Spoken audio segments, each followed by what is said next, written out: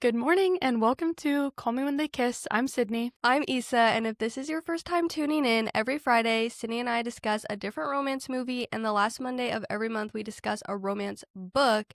And today, we are talking about the new People We Meet on Vacation movie. We watched this movie at 1 a.m. last night and got about 2 hours of sleep. And we're here bright and early to record this just for you. We need to talk about it ASAP. Yeah, we watched the movie, and then it was so hard not to talk about it. Like, we were just like, okay, well, see you in a couple hours. Zipped our lips and said, good night. Yeah. But it was hard not talking about it because I fell asleep thinking about it, woke up thinking about it, and I'm still thinking about it because I haven't been able to get any thoughts out. So we're really excited. But before we start, we're going to announce next week's movie and the book of the month. Next week's movie is Dirty Dancing, which was hand-selected by our followers. Sydney posted a poll or whatever on our Instagram stories and asked for the best romance movie of all time. And the number one submission that got the most submissions was Dirty Dancing. Yeah, there were a couple other movies that got duplicate answers. When Harry Met Sally was one of them. But Dirty Dancing took the lead. And I'm really excited for this. Is this the first one we're doing that we've already seen before? I think yes. I think every other movie we've talked about so far, it was our first time. Yeah. And honestly, I was thinking with this movie, oh, what did I like? What did I dislike? And I was thinking with Dirty Dancing, I'm not sure if there's anything I dislike about it. Maybe I'll change my mind once I rewatch it to prepare. But that's a good one because I really love it. So, yeah, I'm excited for that. And our book was also hand-selected by our audience. But in a slightly different way. We did have a poll with 2 different options, and our audience spoke, and they chose The Night and the Moth. It was a really close, close call. Close. Have you started it? I listened to 2 minutes at the gym, and then it just makes me move too slow. I need fast music, so I stopped. But I'm gonna start it. I haven't started it yet. So if you haven't started it yet, you still have time. We haven't either. Yeah, that episode will be January 26th. That's the last Monday of the month. Yeah. So you have a few weeks. Okay. Okay. Let's get into the movie. We're diving straight in. Oh my gosh. My notes back up. I'm scared to hear what you thought because this has been built up for us for so long. Are you scared because I just don't want you to be sad? Okay. I'm not so much sad, but I do maybe have some hot takes. Let's start with what you liked about it. Okay. You want me to go first? Yes. Okay. I really loved Emily Bader in it. And I did like Tom Blythe a lot as well. And if you guys have never seen... So Emily Bader... Also, by the way, we're skipping the recap of the movie. We've already talked about the book. We don't want to go over the plot again. Yeah. You guys have watched it, Go right? back to the book episode. Issa gives literally the most detailed 6-minute synopsis. You can listen to it there. Yeah. But anyway, so Emily Bader plays Poppy, and Sydney and I have actually seen Emily Bader in something else, which we... Yeah. I thought you were going to say, we've actually seen her. I was no. No, if you've never heard of Emily Bader before, she was on a Amazon Prime miniseries called My Lady Jane, which is a romantasy. If you're listening to this podcast, you'd probably like My Lady Jane. It's a little bit weird, but I thought in a good way. Yeah, it's definitely more closer to rated R than PG-13. It's maybe not something you'd watch with your teenage kids. No. But it's not totally scandalous like HBO either. No, but yeah. But yeah, I really liked her in that as well, and yeah, I really enjoyed her as Poppy. Yeah, what did you think about the 2 leads? Yeah, I think she's really cute. Mm-hmm. It's funny because there was a bit towards the beginning that I was wow, Poppy's really obnoxious. Mm-hmm. But that wasn't hate on Emily Bader. That's just Poppy. Yeah. But we talked about that in the book about episode. Poppy, yeah. But for some reason it never really hit me like when I was reading the book, but watching it played out, I was like, "Oh yeah, nope." Yeah. Like I totally understand now what you were saying about like, "Oh, Poppy's kind of a pick me," or Eh, like kind yeah. of that really, I don't know. Seeing it played out, I was like, "I'm not really like you as much as I That's so thought." funny. But that's not like criticism of Emily Vader. That's just like Poppy's character, and I do think that she portrayed her really well. Well, and I think because she was pretty obnoxious when it flashed back to her and Alex meeting and the Yeah. road trip, but then I think because the movie obviously spans like 9 years or whatever, and so that showed the growth in her. I Yeah. feel like she matured for sure. Yeah, that's a really good point. Like each back and forth, their characters and their behavior Uh-huh. were like it was clear that they were changing. Mhm. Like college her versus at the wedding. Yeah. She was really like toned down and different at the Yeah. wedding. And on the other hand, Alex was like loosening up a Yeah, bit. yeah. Yeah, I think that's a really good point. What did you think about Tom Blythe? I keep wanting to call him Alex Blythe for some reason. No, I did like him too. There were a couple moments that I was like, "Are you cute?" Yeah. Like before watching this, I was like, "Oh yeah, Tom Blythe, he's so cute." And then I'm like, there were a couple scenes that maybe I don't know. I guess the only thing I've seen him in is Hunger Games, and that just wasn't really the type of role he was playing. So I guess I wasn't really analyzing his face that much. But um, I think the complaints that I had about Alex was less about Tom Blythe and more about like the direction they decided to take with Alex, like in general. Um, but I know. Wait, elaborate. Well, I said that we wanted to talk about like the The good things we things like. first. Okay, save it I'll then. save it. Okay. But don't forget it. But I did like Tom Blythe. I Mhm. think maybe they just like directed him and the character like in a different way than I was anticipating, but we'll go into detail. Yeah. Okay, yeah, I have a couple things to say about that as well. Okay. What Okay, did you think about him overall? I liked him. Yeah.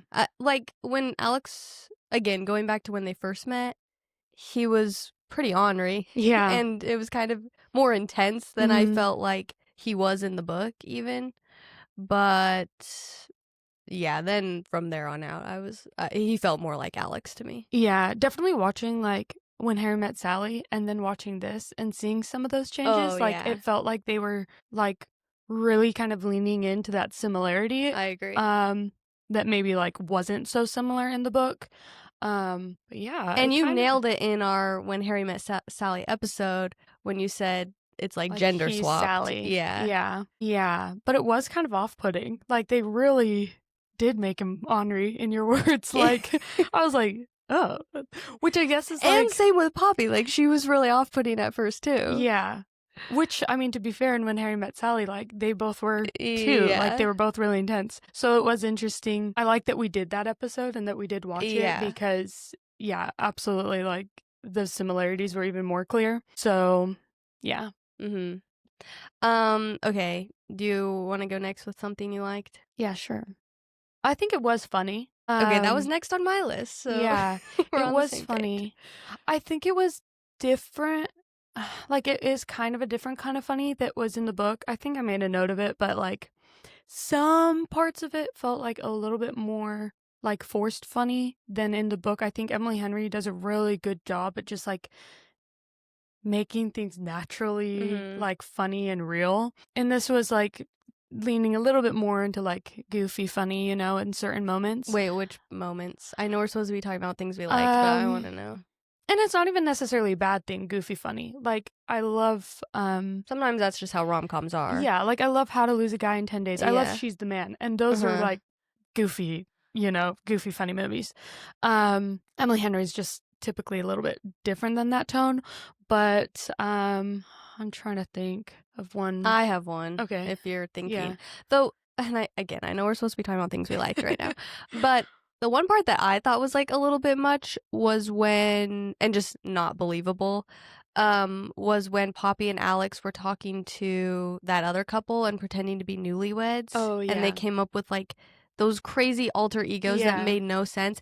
And like, it's one thing to like be silly, goofy, and make up these alter egos. But the fact that the other couple was like seemingly believing them and cared. Yeah. Like if I was talking to some strangers at a bar and they started telling me these wacky stories that seemed made up, I'd probably be like, okay. And like, yeah. but this other couple, I'm forgetting their Bob and No, I don't her know. name was Gladys. Yeah, they were like so invested and wanting to see their made up wedding. Show us the dance. I was like, okay, this is feeling a little bit ridiculous to me. Because they did like that.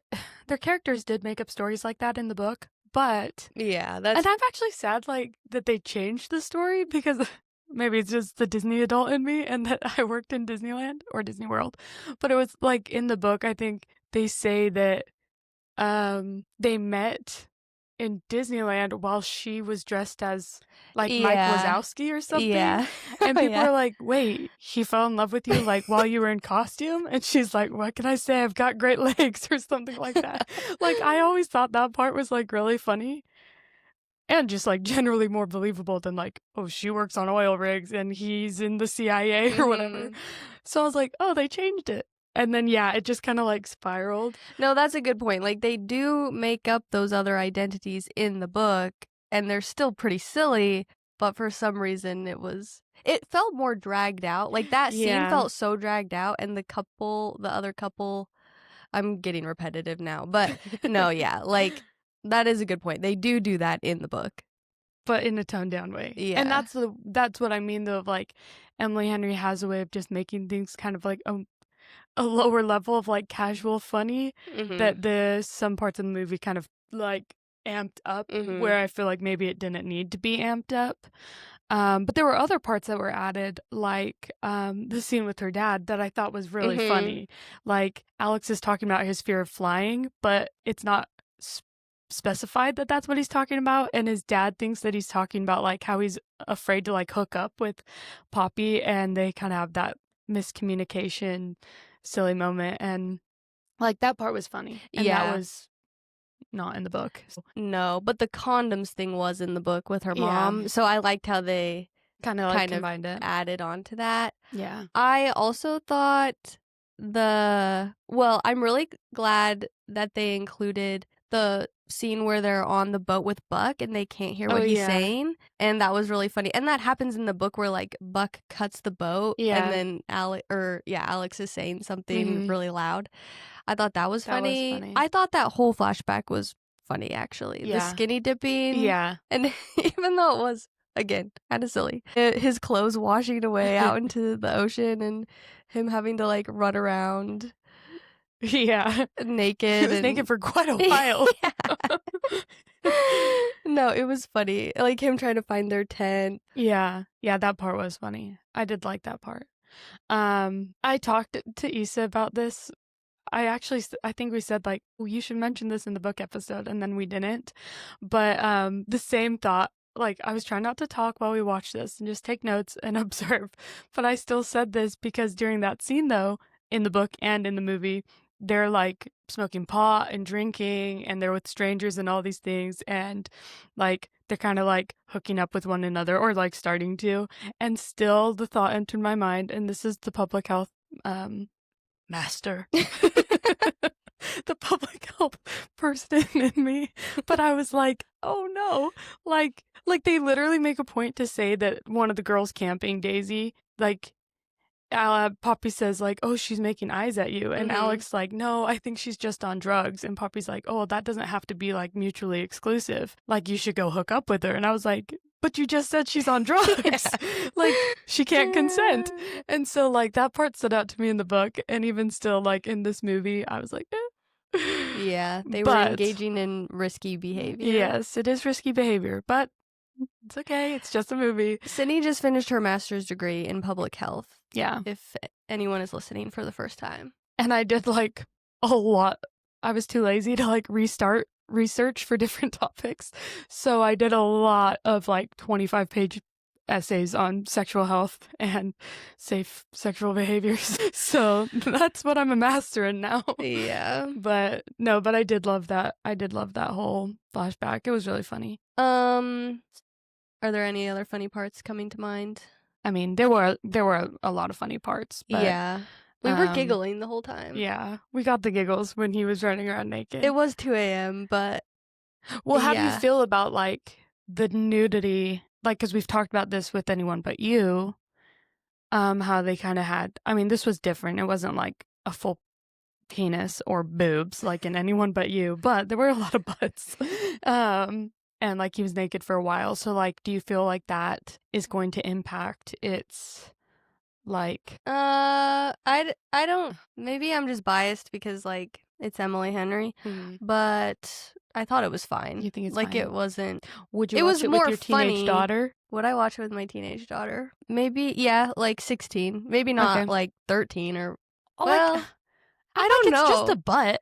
Yeah, exactly. You know, like I just feel like I don't know. I don't have kids. I don't have teenagers. Sometimes I'm like, do I even know what's appropriate for certain age groups? I don't know. But I think my mom would have let me watch that. I did watch 14, Romeo and 13. Juliet in school, and it showed like the 60s version, and it showed his butt in school. Yeah, so it's fine. But I think the first time I saw a butt, I was watching The Vow, and Channing Tatum, his butt's shown. But it's in kind of like a silly way. I think the first time I saw a butt was A Knight's Tale. I forgot there was a butt in The Knight's Tale. Yeah, it's not like, it's like a funny one. Yeah. So, okay. So if nudity is shown and it's in a funny way, not a sexual way, well, then it's okay for like, kids. in any you, when that guy like whips out his, it's supposed to be like, put that away. It's a penis. Yes, but if it's just butts, I don't really care. No, that's a good point. Okay. Yeah, I was wondering because we had like such strong feelings about the nudity in Anyone But You. Like, because rom-coms have like a fine balance of like being funny and for adults, but also like appealing to a wider audience. And so it's kind of a interesting dynamic to. Yeah, if anyone's confused what we were talking about, in one of our recent episodes, we were discussing how raunchy a rom-com can be, for it to still be like classic and nostalgic, and you can show your teenage daughters. Yeah, because like there's not a lot of erotica romance movies that are going down as like, wow, this is a classic. And so, yeah. But I think we talked about this also in that episode, that maybe the standards of rom-coms are just changing. Like the rom-coms we watched didn't have that at all. Like even what we've just talked about, Dirty Dancing, How to Lose a Guy in 10 Days, 10 Things I Hate About You, all these movies, like they don't even really, okay, I guess Dirty Dancing does allude to sex, but the other two, like there's not even like sex in it. It's just kissing. And so it's but then the 80s one, like When Harry Met Sally, and I need to watch more 80s rom-coms, but that one did have more sex. And Before Sunrise, there's a lot of conversation about sex. But When Harry Met Sally is rated R, and the other three you listed are PG-13. So I guess this is the point of the podcast. Like as we increase our like catalog of romantic comedies or not comedies, that we'll be able to kind of see if that's a pattern that follows. Was it something in the 80s that like people were like, oh, this is too scandalous, and they kind of went into this kind of cleaner 2000s, and now we're kind of going back to like, this is like teens talk about sex, teens have sex, like. So I'm wondering if it's like a trend or if it's always been there, but they're just like rated R versus PG-13. And maybe this is pushing the boundaries a little bit more with the PG-13 rating. Yeah, which I want to talk about that. Okay. The rating. Go we ahead. can save it. Oh. Let's finish the things we liked. Okay. What else did you like about it? I really liked Poppy's outfits. Yeah. I feel like they were true to her character in the book, and I know we already talked about Emily Bader, but I just thought she was really cute. Yeah. And I liked that they kept her outfits kind of quirky. I think I thought like, oh, wow, she's so cute. Like more than I thought that about Tom Black. No, same, yeah. I was like, she's really cute. Yeah. And I guess... Oh, no, go ahead. Well, I was going to say like she even had like kind of a Sally moment in like When Harry Met Sally, how different different eras her hair was changing, and I like that they kind of did that too. She had her like big curly hair and then the more like blowout hair, and every time I see somebody with curly hair in both of those movies, I wish I could get a perm or something. She had a lot of hair. I was wondering if it was her real hair. Yeah, that's true, especially when it got curly. Like, yeah, is her hair naturally just like really big and curly? Do you have anything else you liked that you want to discuss? It sounds bad to say no, but like like there is a lot that I liked, but I feel like we've covered kind of like the big. Oh, I really liked Molly Shannon as Poppy's mom, and I kind of wish that we'd gotten like more of her. Yeah. And I guess that kind of will go into the things that could have used some improvement maybe.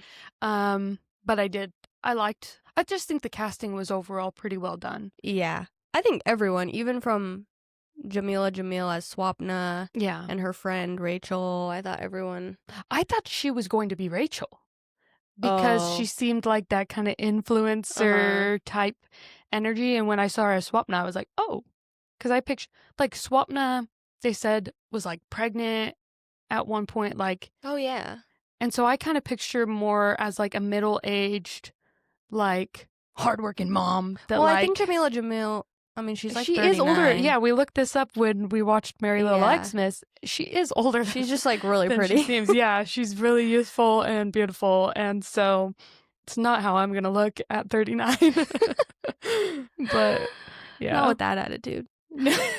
Well, I'll just say, before we get into our critiques and the things we felt were missing, overall, I really liked the vibe of the movie. Like, it was fun vibes. The colors and cinematography was pretty, and like, I had a lot of fun watching it. Yeah. And I've seen Emily Henry, she keeps saying this in all this press she's been doing and all these interviews, like, and now that I'm saying that, I'm like, what were her exact words? Something about how it stays true to the spirit of the book. And I agree with that. I was going to say I kind of disagree, but we'll see. Like, I don't know. I wasn't like, oh my gosh, like they totally screwed up this adaptation. Yeah. There's like half of the book, though, that I feel like they left out. Yeah. It's kind of like, okay, this is going to make it sound terrible, actually, because so many people hated on the Percy Jackson movie, the Logan Lerman one, because it was so different from the book. But when you take a step back and you just watch it for what it is, and not that it's supposed to, like, if you pretend it's not supposed to be just like the book, it wasn't a bad movie, like, especially for teenagers. Like, it's a fun, silly movie. It's got some comedy. It's got a great cast, whatever. But when you're like looking for all these check marks in the movie, I mean in the book, and it's so different. Wait, is that how you feel about this movie? Well, not as extreme, but just the fact that like when I went back and watched Percy Jackson, I was like, oh, this isn't a bad movie. It just felt like people thought it was bad because it wasn't just like the book. I don't feel that extreme, but I kind of do have a lot of thoughts. Okay. Well, but Emily, I am torn because Emily Henry is really like proud of this. Like you said, like she says that it stays true to the spirit. Issa sent me a video where she's like smiling at the end of the premiere. Like I can tell that she's really happy with how it turned out. And I guess that's what really matters. And like you said, like it was really funny. It was well acted. Like I did enjoy it. But I just keep thinking, like, I wish I hadn't read the book so that I could see the movie from that perspective. Yeah. So I purposely didn't read any reviews, though. I didn't want to see what anybody else had said. I did read some last night. So I'm curious. This morning. I'm curious what, like, non-book readers, if they'll have any complaints like us, you know? Yeah. Well, I feel like I had a lot to say, but then you were talking and it all went away. Oh, sorry. No, it's okay. I'm like, I guess as if we're like transitioning into the things that we didn't like. I just had this conversation recently with my sister. I'm not super nitpicky about book to movie adaptations staying like exactly true to the book, as long as, like Emily Henry has been saying, they keep to the spirit of the book. And I do feel like the movie did a good job of including like funny moments that happen in the book, or like even if they rearrange things or switch things, I don't know. Like they left in some of the little things, like the buck thing on the boat, or like Alex's back spasm. Like they left in a lot of things that even surprised me, like, oh, they left that in. But having said all that, my biggest complaint with the whole movie is present day Poppy and Alex were severely underdeveloped. And the emotion, like, I think that's why we love Emily Henry so much, is because it's romance, but there's always like these other relationships at play and this like emotional storyline besides just romance. And like pretty much all of that was cut out. Like we didn't get very much of Poppy's internal struggle with like her hometown and her insecurities about herself and her family. And same with Alex. Like they left out a lot about his relationship with his dad and his relationship with his mom passing away and how that impacted his relationship with Poppy and his relationship with Sarah. And then there's all these things. They like made this big deal about like, oh, well, we couldn't film in Palm Springs, which is where the book takes place, but we were able to film in Barcelona. And in the book, like Poppy and sorry, I'm like really going on a rant here. No. This is good. You're hitting it all. I'm like, I'm yes, just gonna yes. keep going. I was like, I can't remember what I was gonna say. Then I start monologuing. But like a big part, half of the book is them doing things together in Palm Springs in the present day. And that's how like the tension is building up. Nothing is going right on this trip. And finally they have this outburst that leads to them finally like confessing their feelings and making love in the rain. And like we literally got none of that. It was actually shocking. It totally exactly what you said. It totally eliminates like the emotional impact, the build up, like what that scene really meant. Like Issa and I went on a rant about the balcony scene, and it's not that it was bad, but it wasn't like this like like there was nothing. And I actually wrote, like, it makes the timeline was unbelievable in the book even, but how they cut out the present Poppy and Alex makes it even more unbelievable that they haven't spoken for 2 years. They meet in Barcelona, and literally within 24 hours, not even spending all that time together. The balcony scene? Yeah. When so in like the trailers and the photos from the movie, you know what dress she's wearing when the balcony scene happens. Like that's when they finally kiss, hook up, whatever, confess their feelings for each other. When she put that greenish yellow dress on at the point in the movie, I was like, whoa. This is way too soon. Yeah. She's putting the dress on already? Yeah. The balcony scene is happening already? What is happening? No, you hit the nail on the head. Like, honestly. Sorry. No, that was perfect. Your turn. That was perfect, though. Like, that's everything that I wrote was, I'm like, we barely got any time from them in the present. The whole, like, passionate balcony scene was just, like, it wasn't emotionless. They, like, again, like, they acted it out well. Yeah. It just, like, didn't have that kind of impact. And I said, emotion was sort of missing. Like, you hit every single thing. And it's interesting because, like, we've talked about these other romance movies, like more modern stories, books and movies, kind of missing the mark on dialogue and kind of filling it with witty banter or shenanigans or whatever it is. And unfortunately, like, it kind of felt like this kind of fell in that. Like, again, not that it was bad, it's just not, it just didn't feel like everything I love about Emily Henry. If this were just like a rom-com that came out, maybe I would feel differently and just think, oh yeah, like it's funny, it's good, it's goofy. Like, we already have listed several movies that are goofy and funny, and like that's fine. But when I read an Emily Henry book, I like literally the thing I love about it is that emotional aspect. And that's why I said that maybe I disagreed with Emily Henry saying that it did capture the book. And maybe I have no right to say that because she's the author. But I feel like it kind of missed the whole point.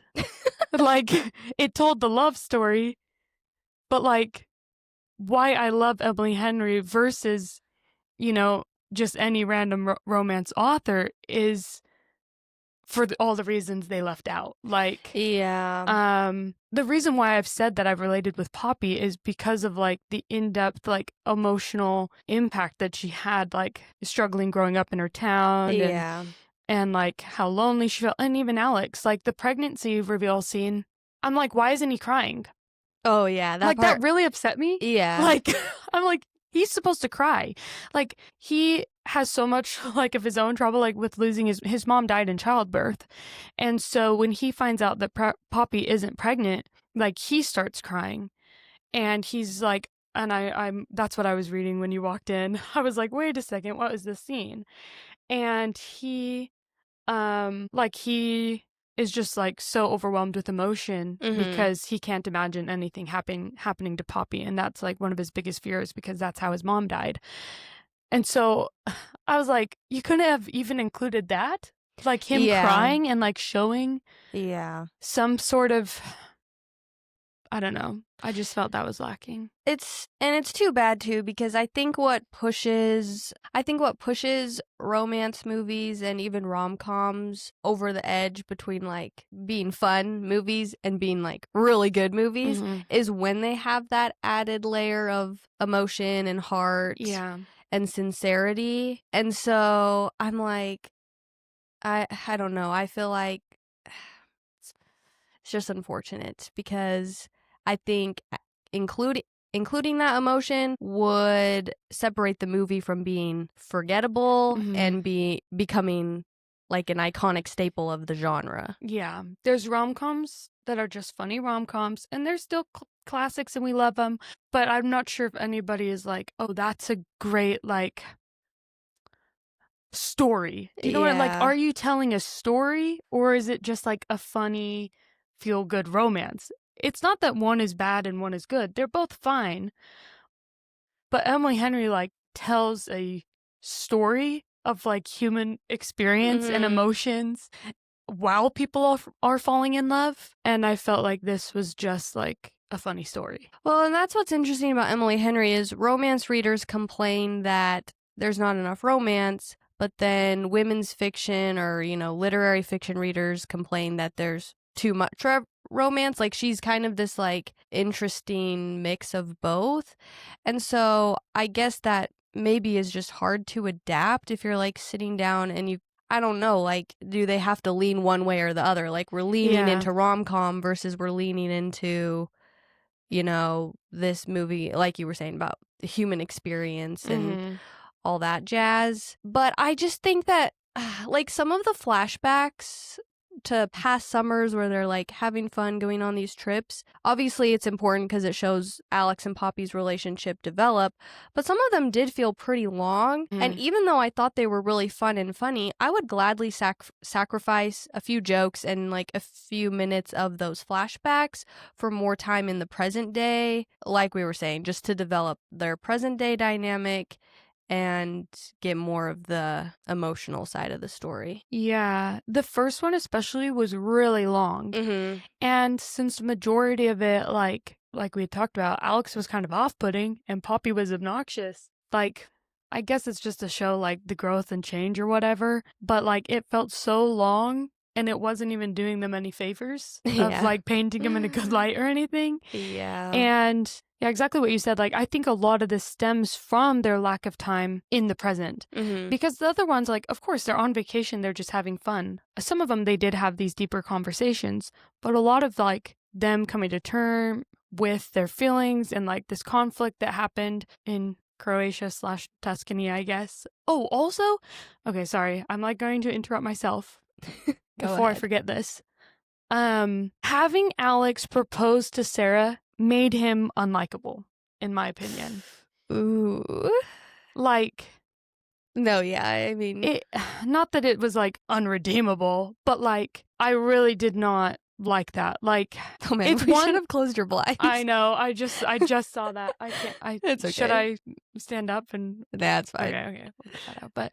But yeah, like, I know that in the book he had a ring and like, oh, he was going to propose, but he didn't. And the fact that he did just made it feel kind of like spiteful, and like he'd used Sarah even more to like actually propose to her, Yeah, knowing that that he was had these crazy. feelings for Poppy. Like, I just feel, and this is what I was talking about, like with Alex, like they really, maybe they were trying to make Poppy just the main character instead of it being both, but they really eliminated a lot of what made Alex Alex. Mm-hmm.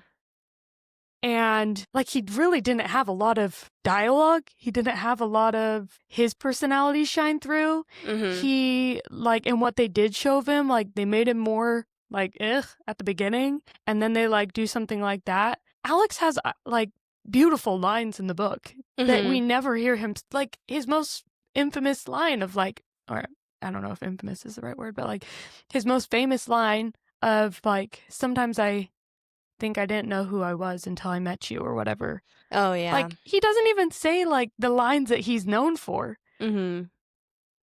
It just felt like he was kind of there. Yeah, no, that's a good point. And going back to the proposal thing, I think that the whole point with the proposal, or well, he doesn't propose in the book. The whole point was he bought a ring, but realized he picked out a ring that Poppy would like and not Sarah. And he says in the book, "I bought the ring for Poppy, not Sarah." And then he proceeds to break up with Sarah, which I think is a really good example of the type of person Alex is. He's like a good person trying to do the right thing. Mm-hmm. So then in the movie, like you were saying, he proposes to Sarah the day after him and Poppy almost kiss, which was also something that they added that was kind of crazy.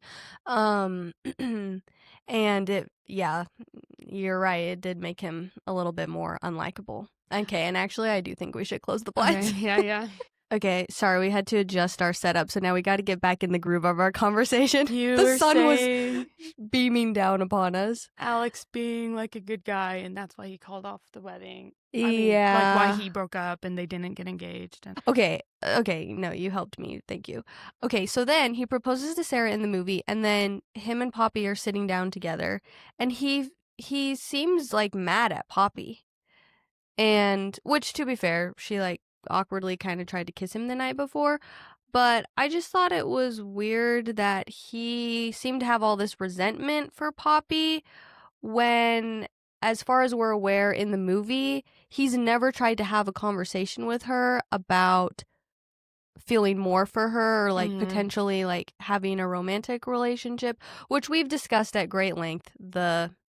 Real the realisticness, I don't even know if that's a word, of their long friendship and nothing ever happening. yeah, But that also just felt out of place. Like, he seemed so annoyed at her, and I'm like, well, have you tried talking to her about this? yeah, And then, I mean, at the end, he explains, like, you just have never known what you wanted. But I'm still like, well, you should have tried talking to her about that maybe 8 years ago. yeah. But I agree, like, along with that, we didn't hear very much of Alex's thoughts and feelings. So, stuff like that, I think, would have helped. Even just this quote I saved because this was at 4:10 a.m. that I took this screenshot. I literally like couldn't even fall asleep because I was so like worked up. Mostly about his character. I think like it might sound like, oh my gosh, you guys are so nitpicky, and did you hate it? I didn't hate it. But my two biggest complaints were exactly what Issa said about like the lack of like emotion. Like, for example, even like this part, Poppy's talking about how when she was a kid, she'd have panic attacks about how she could never be anyone else, and that she would feel like trapped in her own body because it kept her from truly knowing anyone else. Like, and I felt like things like that, it's like such a like unique human experience, and like her deep, like the whole point that she goes and sees Alex is because of and they kind of cut that out too, like that she's feeling like, I mean, they kind of brush over it that like, oh, maybe she's bored or whatever, but like she doesn't really have that conversation with Rachel where they're talking about like she's not content, and like I don't know, that part was kind of missing. But yeah, my second biggest complaint was kind of how they handled Alex's character, because even this quote, I'm like, this is so cute and this is so Alex, and like they don't have him say anything sweet like the whole movie. Yeah. He says Poppy says, "Can you just do me one favor?" I ask. He knots his hands against my spine. Only hold my hand when you want to, because Alex said that, like, he doesn't like holding hands. And he says, "Poppy, there may come a day when I no longer need to be touching you at all times, but that day is not today." And, like, he always says things like that, like, in the book, that I'm like, oh my gosh, like, he's just, like, obsessed with her, Yeah, and he he's loves really her, sweet in the and book, yeah. can't keep his hands off her. And this was, like, he's a grump at the beginning, and then he got kind of fun, and then he was kind of grumpy and mean again. I don't know. Yeah. Even, like, at the very end, when Poppy makes her speech, he doesn't even say anything back, he just starts kissing her. Yeah. Did he Which, ever say I love you? Oh, yeah, he did. yeah, but not at the very end. Yeah. They just start kissing. Like, I needed him to... He does, Yeah. like you were saying, he has a lot of good quotes in the book, and I would have really liked to hear more of his thoughts. Which is so funny because Emily Henry doesn't even do dual POV. Yeah. But it goes to show, like, how good she is at still fleshing out her male characters, even without them specifically having their own POV. Yeah. I So, agree. yeah. Two things that, again, that, like, came to my mind, and these aren't bad things, but similarities with When Harry Met Sally. One, when they're dancing in New Orleans. Oh, that's yeah. kind of like he thinks she's gonna kiss him, but, like, she doesn't, and that's the first time he really feels kind of like yeah, that's true. this emotion. And it's funny because they were also dancing when we talked about that in Harry Met Sally. Like, they both kind of have this moment when they're dancing, like, oh, do I feel something different? And also we were like, oh, we love a good running scene when Harry has to, like, run after Meg Ryan, Sally. And so when Poppy started running, I was like, yes, another running scene. Which again goes to show that she's Harry. It almost went on too long, though. Like, it was. She was chasing after him for so long, Yeah. and I would have given up for sure. No, that's so and true. Just waited on his porch. But I thought of that because, talking about that ending scene, I really wanted the bar speech. Yeah. Like, he's with his other teachers and she's making this grand confession in front of everyone. And, like, it's just little things like that I'm like, but why'd you change it? Like, but why? And maybe I don't make movies, so maybe it's more complicated than I think, but there's just so many things that I'm like, why couldn't she have made plans with Alex to, like, they weren't even staying together in that place in Barcelona. Like, why couldn't you have them? There's just so much missing. They just from the really book. needed to spend more time on present day Poppy and Alex. Yeah. Okay. And sorry, I wanted to say this earlier and then I forgot. Sorry, we're going off of 2 hours of sleep. And so I'm like, oh, I want to say this, but then the conversation kind of moves on. But That's why I literally interrupted myself. Yeah, like I want to go back to what you were saying about Poppy's internal dialogue and the thing about having panic attacks and feeling trapped inside herself. I feel like, okay, so they did tell the porny Poppy story. So Poppy was, like, bullied in high school. And, like, even when I read the book, I thought that story was, like, a little bit silly. Not to, like, obviously things happen to us when we're teenagers and when we're in high school that are, like, extremely formative and stick with us forever. So, like, I get that. But even when I read the book, I was like, this is kind of a silly story that she's, like, really hung up on. Yeah. And that was, like, the only story they included in the movie for, like, Poppy, like, something that made Poppy who she is. So even you bringing up that other quote you just said about the panic attacks, like, I wish, like, if they were only going to do one thing, why did it have to be the porny Poppy story? And why couldn't it have been more about, like, her relationship with her family or, like... Oh, she doesn't even have brothers. Oh, yeah, true. Like, is she an only child in the movie? But is this making sense? Yeah. Like...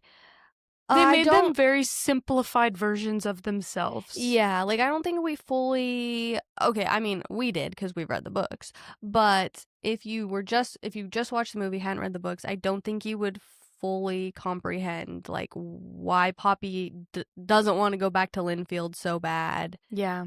I don't know. And again, like, maybe I wouldn't care, but that's literally why I love Emily Henry. Yeah. Like, I love her balance of, like, literary fiction and romance. That's what I love and why it's so hard for me to find like other contemporary romances that I love, because they don't really try to do that. And so, yeah, I struggle with that being missing. But yeah, Porny Poppy was not the most compelling part about Poppy.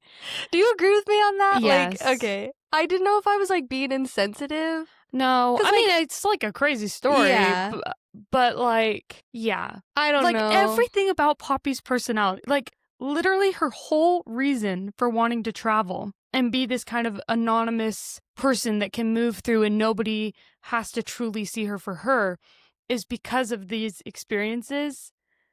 And when it's chalked up to just, yeah, like Porny Poppy, it's like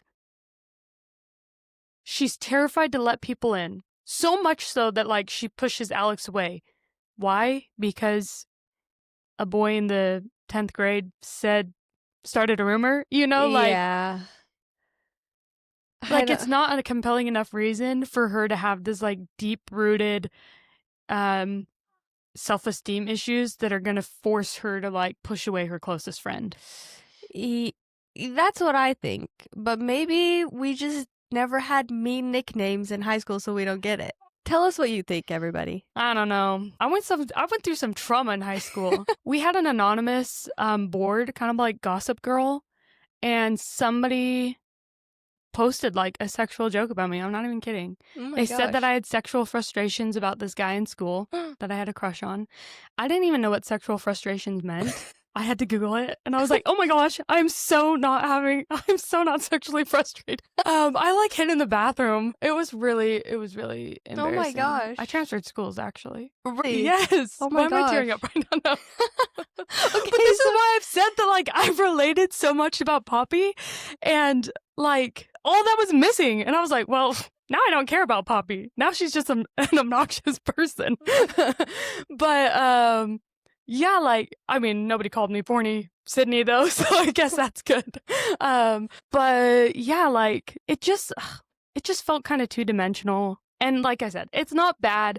It's kind of like how we talk about Taylor Swift being held to like a higher standard, where like if you take a step back and just like you like other pop music that's just simply pop music. I feel like it's kind of that, like yeah. I'm expecting something really perfect and grand from it. When in reality it's just like it is a fun rom-com. As a rom-com, it's cute, it's funny, the actors are great, but Uh, it's just not quite like Emily Henry. yeah. And I mean, you already kind of mentioned this, but like the balcony scene, Yeah.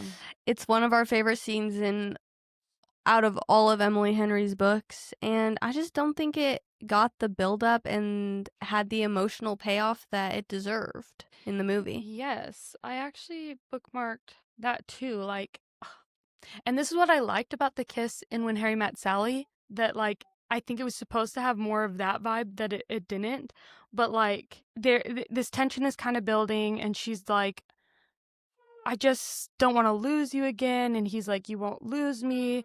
And they're hugging and they're getting closer. So he says that there's this moment of plausible deniability where they could let this moment pass. And they're like, I'm kind of picturing this as like they're almost, like their lips are almost there, and they're just kind of like mixed up in this. And she's like, I want you, Alex. And then like, they're kind of hesitant, and then like they're kissing. And this like it honestly kind of caught me off guard that she was like, I love you. And I was like, oh. Yeah.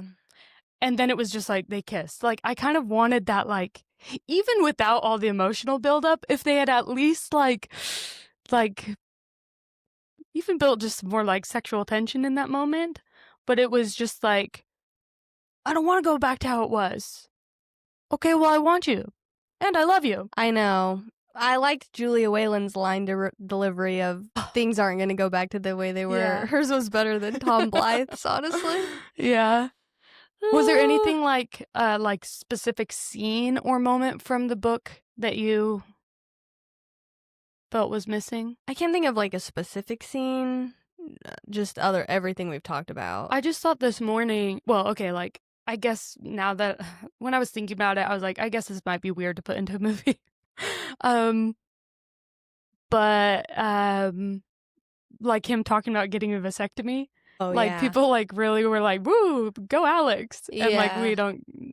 It's hard because they have some really good dialogue during their sex. Yeah. But like because it's a movie, they're not gonna just like show them having sex for 10 minutes while they're having these conversations. Talking. Yeah.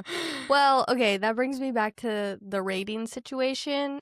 Do you wish it was rated R? I needed it. Well, like, well, okay. I don't necessarily need more like nudity or anything.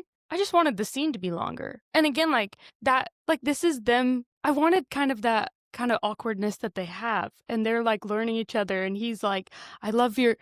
Doesn't he say something like, I've been thinking about this? Yeah. Or, you know, like, I just wanted more of that kind of. It needed to be rated whatever the heck The Summer I Turned Pretty is rated. Because. A TV rating. I know, yeah. Like TV 14. Yeah, because, like, The Summer I Turned Pretty, there's not nudity in it, but the sex scenes are good still. Yeah. I'm like, you could have made it a little longer. Yeah. And just, like, show.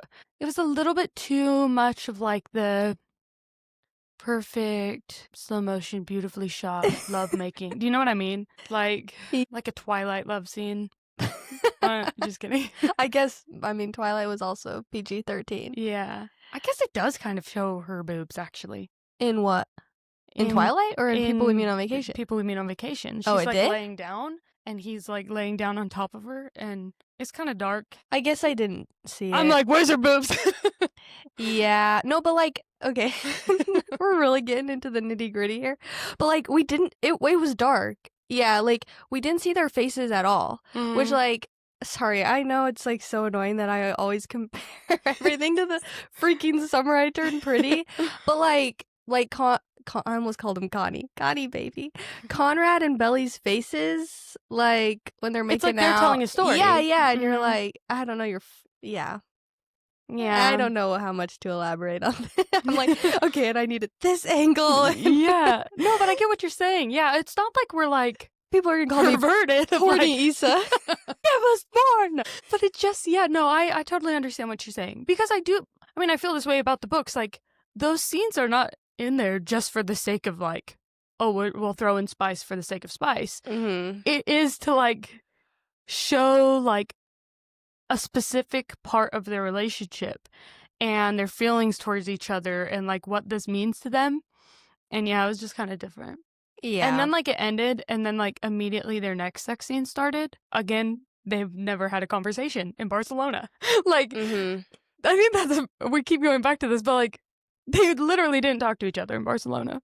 And then when they do finally try to have a conversation, it immediately breaks down. Yeah. So like in our book episode, we talked about like, do we think that this couple would make it?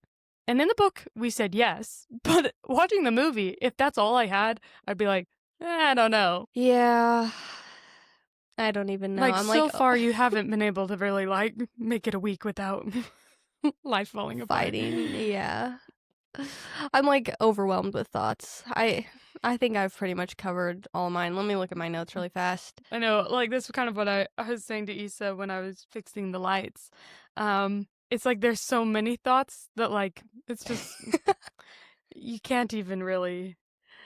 Let me run through a couple rapid fire. Okay. I can't believe Trey unironically said that him and Poppy have wanderlust. Oh, that was really funny, actually.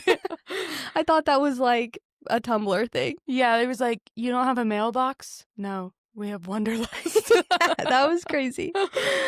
How had Poppy and Sarah never met? Yeah. That's not how it is in the book, is it? Poppy and Sarah met like 5 years into Poppy and Alex's relationship. I mean, maybe it makes sense if they're not living in the same state. Yeah. You know what? And something about Sarah, in hindsight, we were in the book episode, we were like, oh, you know, Poppy and Alex aren't the good guys in a lot of people's story. Like, you know, he kind of just led Sarah along. Sure, but also, like, it's time we start teaching women to, like, have some self-respect. And she should have left him 5 years ago. Like, she also has the ability to be like, well, he's not all in this. Okay, I should find somebody else. That's one of my notes too. They were so flippant throughout the whole movie about Alex and Sarah's toxic relationship. Yeah. They never referred to it as toxic, but Poppy, they kept talking about, oh, Sarah and Alex break up all the time, but they always get back together. A true friend to Alex would probably be like, it's like, why, this is toxic. Yeah, You guys should end it. Why do you keep going back to her? And maybe that, I'm not saying that necessarily needs to be Poppy, but how had none of his brothers or his dad said anything about this relationship that's on and off for decades? Yeah, seriously. Because even in the movie, It's they been made them 10 high years, school 12 sweethearts. years, yeah. Oh, yeah. So even longer. Yeah, in the book, they meet in college, but... Man, that would actually really piss me off if my high school boyfriend, after like 15 years, finally got together with the girl he was best friends with the whole time. I'd be like, bro, you suck. F you. No. Yeah. No, that's a really good point. But in the book, like, they weren't high school sweethearts. He, hooked up from the other chick from the library, and Sarah was just a crush that Poppy, teased him about. And then they got together. Like, it didn't seem like in the book they were, off and on, off and on, off and on. No, yeah, I agree. I think in the movie it sounded way more toxic than in the book. Yeah, I agree. Do you have any more rapid fires? Okay, how is Alex's family so rich? Or maybe it was... Okay, so... His grandma seems rich. Yeah. His brother. Yeah, his brother was having this extravagant wedding. Maybe his fiance was the rich one? Maybe. I was like, this is a fancy wedding. Married into wealth. And Alex is like a high school teacher. Yeah. Well, I don't know what his dad does, I guess. Yeah, I don't know. But still a single parent. Yeah. Yeah, that's a really good point. And it's funny because in the book episode we were like, dang, these people are broke. And then in this one we're like, dang, look at his house that his grandma just gave him. I know, that was a cute house. Yeah, it was cute. It's so funny to me because I'm just not like Poppy at all. Like, I see that house and I'm like, oh yeah. Yeah, why are you running away from this? Yeah. Which again, sorry, we keep beating a dead horse, but that's kind of another weird thing about this timeline though. I understand Poppy's insecurities, I just shared with you my weird high school story, but it's only... Oh, I guess it's been 12 years since I graduated high school. No, 11 years this year. And I'm not scared to move back home. It's been 11 years. It kind of makes Poppy kind of weak that, that after all these years, I guess this is a diss on Emily Henry because she's like this in the book. But that's a long time to not move past what happened to you as a child. That's high school. It probably only took me 5 years to realize, well, high school's just stupid. Kids are dumb. We're young. We do silly things. I would not be scared to go back to my home. Well, I wasn't even scared to go. If I had stayed in my hometown, I would have been fine. I'd just be like, yeah, you guys suck. I'll find different friends, That's also crazy to me that she's 30 years old and is just now okay, I think I can go back to my hometown. I don't know. I guess there's things about... I don't have enough trauma. Well, there's things I think back to and they make me cringe, but I guess just not to the extent that I feel like I need to run away from everybody and everything. To be fair, I'm not actually from a small town. I'm an hour away from Seattle. So maybe if I was, maybe I wasn't afraid to go back because nobody's still there. We all left. And so, maybe if it was, a true small town where, everybody knows everybody and everyone's up in everyone's business and things like that, I might feel differently. But I am kind of from a town like that. Yeah. Okay, well, have we beat the horse enough? Yeah. Okay, what Wait, are your so ratings? yeah, overall... Okay. You go first. I'm scared. Okay, movie as a whole, 3.5. Oh, that's what I gave it. Do you regret, driving 5.5 hours to come here and watching it at 1 a.m.? No. Still worth it. It was fun. Yeah. I had fun watching it still. It just wasn't... I feel like Emily Henry's books have really impacted me, and not to be dramatic, but kind of changed my life. Yeah. Did the movie change my life? No. I don't think so. How, we're watching it again tonight with some friends. Are you feeling, eager to rewatch it again? Or are you I actually am curious to rewatch it again. And I do think it could be, a comfort movie. I think I will watch it again. for years to come. But I lost my train of thought. No, okay, this is what I was going to say. I am curious watching it a second time and going in with, without super high expectations and taking more time to process it. I think this is really fun that we watched it and immediately recorded the episode, but also sometimes a day or two goes by and then your thoughts change. We might need to post a video in a week and be like, actually, I love it. Yeah. Or I hate it even more. No, I'm just kidding. Okay, so you gave it a 3.5 as well? Yeah. Which again, isn't bad. We keep defending our three stars. I mean, to be fair, the book is, I think I might even give the book 3.75. It used to be ranked higher, but I think the more I reread it, we talked about this too, it got a little bit lower. And I think just in comparison to some of her other books, that I really love, if I'm giving that a 4 and this has to be below it, I don't know. I feel like it's... Well, that's actually a really good point. Number one, I think I gave this book a 4, so now I'm feeling like maybe 3.5 for the movie is a little too high. Maybe I should give it a 3. A 3. And also, this isn't even our favorite Emily Henry book. Clearly, we're still very passionate about it. But, yeah, that's a way to keep things in perspective. I think, though, that's why it's important to, view these as two completely different things, though, because we had said that, a 3, it's oh, it's fine, but I probably wouldn't rewatch it. But you're saying you would rewatch it. So I think, this has been a good learning experience for me, for when the rest of her movies come out, is that, the book is the book, the movie is the movie. And I just need to judge the movie for what the movie is, and not, what it's rated in comparison to the... Yeah. What it's rated based on, how similar it is to the book, or the things that were missing from the book, or whatever. Because if it's solely based off the fact of, oh yeah, I would recommend this and I would watch it, so we give it because we said our stamp of approval was a 3.5 or above. And would you feel like this got that certified stamp? It's so hard. Because it's only been 4 hours. So I'm like, would I give it the stamp?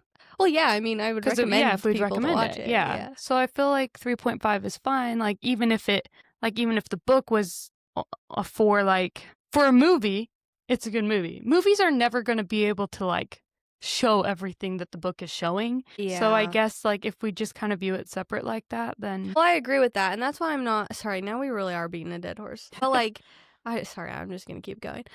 And that's why I was saying, I'm not super nitpicky about movies following books to a T. But I do feel like they dropped the ball on 50% of the book. I'm going to complain and mourn what could have been, and then move on and enjoy the movie for what it is. Yeah. I'm going to laugh. I'm going to have a good time. And if I really wanted what was in the book, I'll just reread the book. And luckily, we have Julia Wayland, an incredible voice actress, who gives just as fun of a performance. So Amen. I have fun listening to the book. Okay, what's next? Chemistry? Chemistry, I gave a 4. I gave a 4 too. They had really good, but now that I'm thinking back to the balcony scene, I'm like, No, I'll stick with a 4. I think with what they were given, the lines and the scenes and everything, that they did well. Mm-hmm. I literally turned to Issa after every vacation flashback, and I'm like, they didn't make out here. They didn't bang here. You're telling me they didn't just cave for each other here? Yeah. Because they do have chemistry throughout it all. Okay, yeah, I feel good about 4.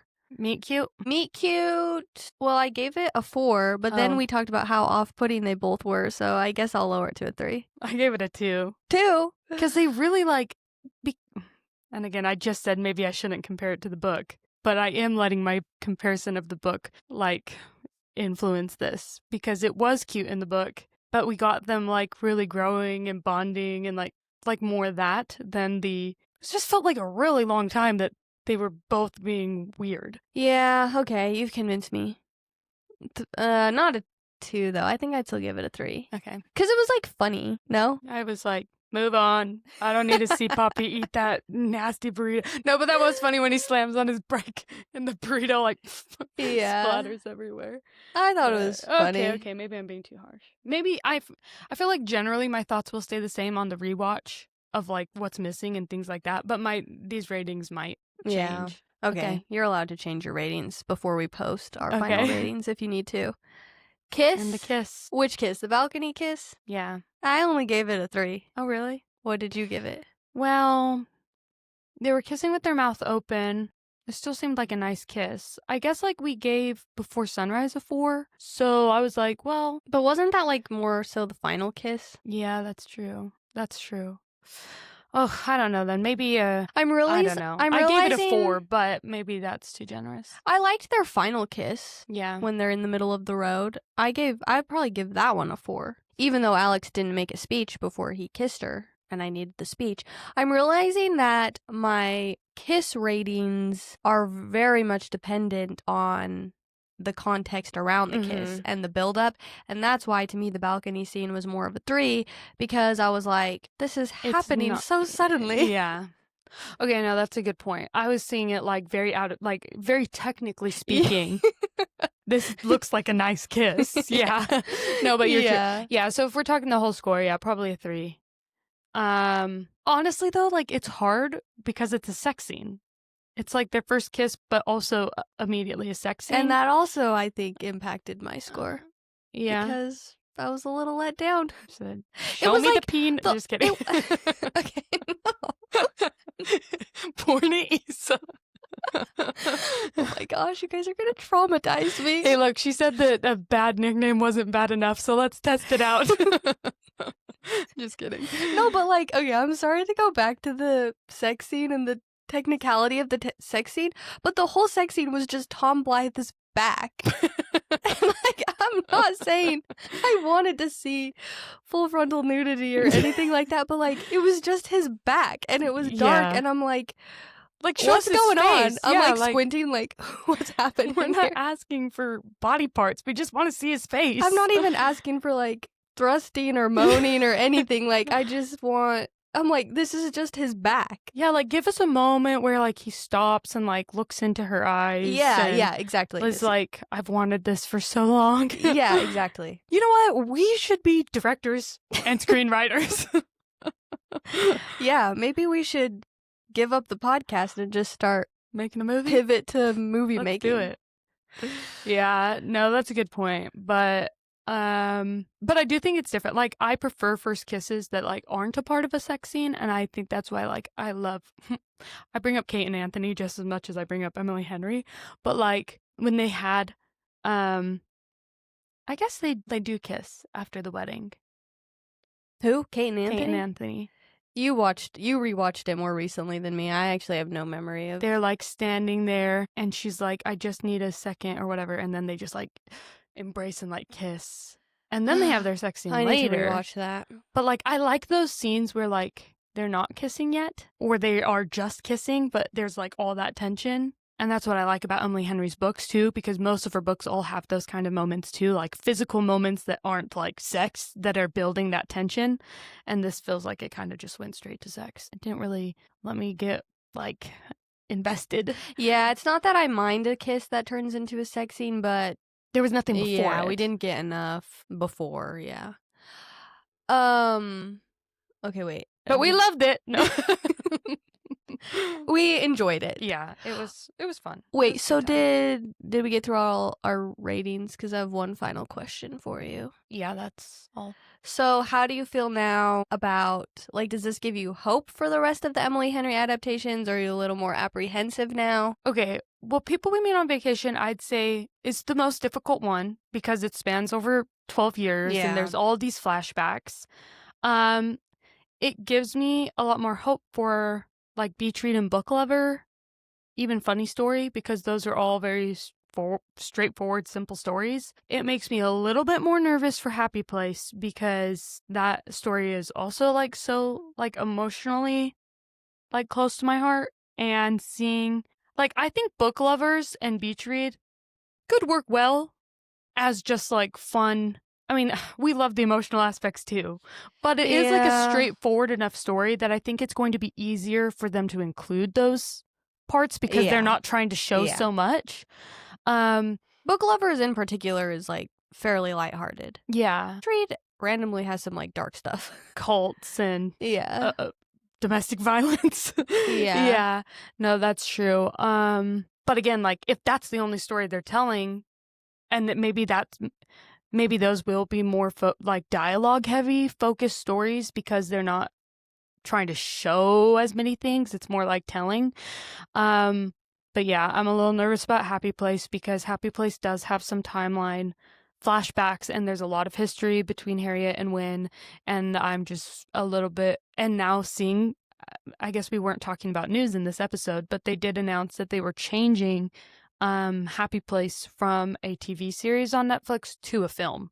And so now I was excited for that, for the movie, but now after watching this movie, I'm like, maybe a TV show would have been better. Yeah. So they could have had more time. I agree with everything you said, and I'm apprehensive about Netflix continuing to do all of these. I just like, out of all the streaming platforms, I have the least faith in Netflix. And it's not that they totally botched People We Meet on Vacation, but I think I would be more excited if Prime was doing it. Mm-hmm. Or I guess Prime. HBO Max might be too much. Yeah. Like, I don't need like an HBO Max sex scene of anyone. Yeah. But I don't know. And do I have like research or evidence? No. I just like, I really liked My Lady Jane. I really liked The Summer I Turned Pretty. I think like Prime doing a miniseries of Happy Place could be really good potentially. I wish Apple TV was doing it. Oh yeah, because Apple TV has really good emotionally emotion-centered shows. I guess I don't know about movies, but like Ted Lasso and Shrinking, have you watched either of those? They're both really, really good. Like they're funny, like they're both comedies, and like I've laughed out loud in both. Shrinking's kind of like a dark comedy, and he's coping a lot. Like his wife passed away in a car accident, so there's some like, that one's a little bit heavier. I guess Ted Lasso does too, but they're both really good at like being emotionally vulnerable, but also lighthearted and funny, and also like both actually have love stories too. And so like I think that if Happy Place was a TV show and Apple TV was doing it, that it could be like winning, like Ted Lasso was like winning awards everywhere, and Shrinking is too.